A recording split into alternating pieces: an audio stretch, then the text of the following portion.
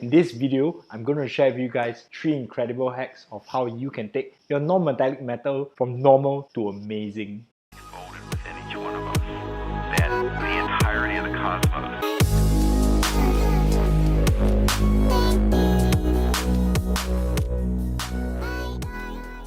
So if you've been trying to paint non-metallic metal silver and your results have just come out really strange, you want to achieve really crazy stuff like this, like what Lens Studio has produced. So in this video, I'm going to demonstrate and share with you guys 3 different hacks of how you can take your non-metallic metal silver to the next level. So before we move on, if you can just give us 1 like and 1 sub, that will be really phenomenal. So without further ado, let's go on to hack number 1. So the first tip that I'm going to share with you guys is going to be right from the very start, the base coat color. For the base coat color, we need to select something that would eventually contrast against the midtones. So definitely it cannot be just a black or a dark grey. It needs to have some warmth and needs to have some saturation, but not too much. So therefore, the first thing you should consider is you can try using some browns or some greens, as seen here, to start base coating the eventual shadow color that will contrast the midtones and highlights of your non-metallic metal silver. So the second tip that you should consider when painting non-metallic metal silver would be to consider the planes. What do I mean by planes? So looking at the explanation over here, I've identified the planes that are directly facing the light. This Chaos Space Marine sword is having multiple planes that are facing the light and some planes that are not facing the light. Being bold and identifying these planes by jumping directly into the midtone creates this very strong contrast that will make this non-metallic metal silver look very coherent and look really amazing. I know that placing high value midtones can look really weird sometimes, but just have a look over here. When these things are blended down, it's going to look really awesome. And the last and final tip I'm going to share with you guys is that you have to accept that you have to be daring. What do I mean by that? Right here, as you can see, there are some edges that are left as completely hard edges and there are some edges that are really smoothly blended down as lost edges. So in all non-metallic metal paintings, there are going to be hard edges and soft edges and even lost edges. So be daring and experiment with the different types of edges, and I assure you that your non-metallic metal is going to look really amazing. So with all these concepts out of the way, I'm going to be demonstrating how I painted out this non-metallic metal silver sword with an added bonus, with the glowing core on this really insane looking demonic sword that this Chaos Space Marine is holding up. So before we move on, you should be preparing all these colors right here. Wow! Get all these colors ready and let's get painting. Remember, during the painting process, I'll be sharing with you guys some additional pointers that you should be taking note of when painting non-metallic metal silver that will really polish up your silver to make it really bling. So first up, I'm just going to paint the glowing red core right here. So I like to be really messy at the start, and as I'm painting the red right here, you can really see that I'm painting out the lines because subsequently for the brown and green base coats, they're going to be used to clean up all the messiness that I've done. So just take note of this. So next up, I'm going to be cleaning up with these colors right here. Creating a dark brown, these colors will definitely go very nicely with the midtones. So right here, the brown that I'm using has a little bit of warmth and will definitely contrast against the neutral grey midtones that I'll be using. Don't believe me? Keep watching on. In this step, I'm going to be using German Field Grey. This is where I'll be starting to cut up the planes and highlight the model. So this step here can be a little bit daunting for new painters because you're gonna do really drastic cuts for the planes. But trust me, just identify which are the planes that are facing the light and just be very bold and daring and placing the shapes accordingly. Don't worry, it's just painting. You can always just clean up and try again. That's the fun part about miniature painting.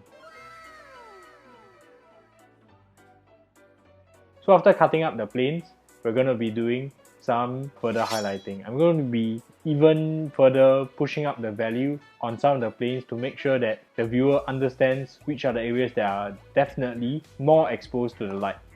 And this is a step that is very crucial when painting non-metallic metal silver. This creating of steps also allows the blending process to be a lot easier in the later stages. In this step, I'll be using medium sea grey, pushing on the highlights even further. Ooh, so now you can see this. This is where the brown is starting to contrast against the midtones. This makes the silver surface look that much more dynamic And as an added tip, if you want to make it contrast even more, you can make the midtones just a little bit cooler by adding a little bit of blue. That's some trick that I like to use sometimes when I'm painting silver non-metallic metal. In this step, I'll be using a little bit of mahogany mixed into German field grey. Inevitably, sometimes we can go overboard with the midtones and some of the warmth can be lost in the midtones. This is why we should be reinstalling some of the shadow colors by adding a little bit of red and a little bit of brown back into the shadows to make sure that the base color can contrast with the midtone in terms of color temperature. In this step, I'll be highlighting the model with these colors right here. So here's another pro painter tip that I like to share with you guys. So when placing highlights, it's always very easy to go crazy with the amount of highlights because this is absolutely satisfying. However, I would say that try to be as selective as you can. Think about the areas that count, because at this step, if everything is shiny, the key areas will definitely lose its focus. Adding a little bit of greenish white in, this is where I start creating the extreme highlights. While creating the extreme highlights, you want to be doing a little bit of edge highlighting as well as a little bit of feathering, because this really makes the model pop like crazy. Oops. So now that we're all done explaining about the non-metallic metal silver, this is the bonus round for all you guys who have stayed back. This is how we're going to be painting the red glowing core on this demonic sword. So watch on to find out more. So next up, I'm going to be creating the red glow right here. As you can see, I'm starting to feather the edges to make sure that the core blends in together with the blade. So the red hot glow is coming up. We need to find a way to illustrate this. So right here, you can see I'm blurring out the edges so that we can try to convince the viewer that there's actually some energy coming out from the glowing red core. I'm going to be primarily using basic skin tone as the highlight color here. Here's another pro painter tip that you might miss, is that you have to be really selective with your highlights. So we're going to be selecting the areas that the energy is emanating from right here. And remember, just be really selective and paint only what you need. Adding a little bit more basic skin tone here, just with a little bit of fluorescent skin tone. I'm very selectively creating a highlight color. This highlight color doesn't overdo the previous highlights that we've done on the silver using the greenish white, because you don't want this to outdo the previous effect. Next up, I'm adding in just a little bit of greenish white into the mix. As you can see, it's not pure greenish white, so that it does not outdo the shine on the silver that we have painted previously.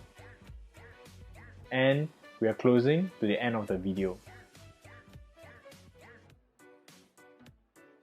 And wow, there we have it. This is the final effect that I've achieved on the non-metallic metal silver. I hope you have found this useful, and remember the 3 hacks that I've shared with you. Firstly, contrasting base coats. Secondly, creating the planes. And thirdly, being daring and having hard edges, soft edges and lost edges.